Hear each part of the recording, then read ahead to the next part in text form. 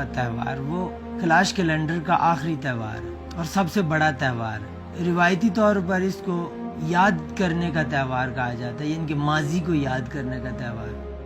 जितनी भी अमवात इस वादी में हुई होती हैं कैलाश फैमिलीज़ में, तो कैलाश जो मुशरान होते हैं वो उन फैमिलीज़ को विज़िट करते हैं सब मिल के, और एक रस्म अदा की जाती है जिसमें उनका सोग ख़त्म किया जाता है।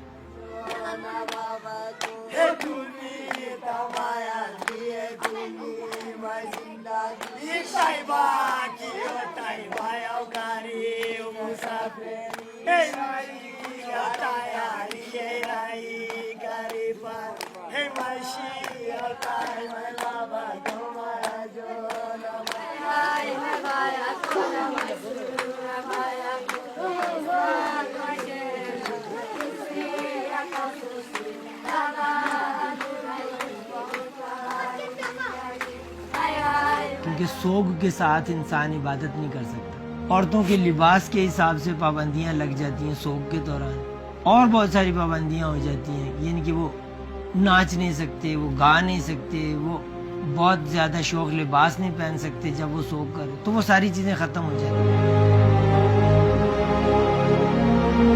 चाओमोस असल में कदीम ज़माने में इस लफ्ज़ का मतलब था चाओयोश, जिसका मतलब है चार पैगाम। तो ये चार हिस्से हैं इस फेस्टिवल के। पहले हिस्से में सोग ख़त्म करना और फिर उसके बाद बच्चों का फेस्टिवल होता है। तो बच्चों की एक रस्म के बारे में जो सदियों पुरानी है वो की नहीं जाती, लेकिन 2 दिन उसको याद किया जाता है। और उसको याद करने के लिए लोग जंगल जाते हैं और वहाँ पे दियार का या किसी भी एवरग्रीन दरख्त है जो कोई हमेशा सदाबहार, तने का ऊपर वाला हिस्सा काट के तो हर एक खानदान में उसको लेके आते हैं, हर एक घर में लाया जाता है।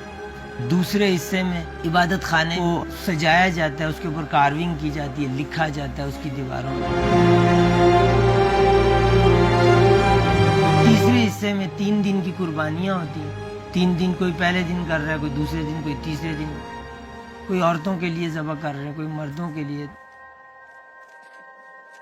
आखिरी जो हिस्सा है 3 दिन, कल नया साल है, नए साल के बाद फिर 2 और हिस्से हैं जिसमें इबादत होती है नए साल के बारे में।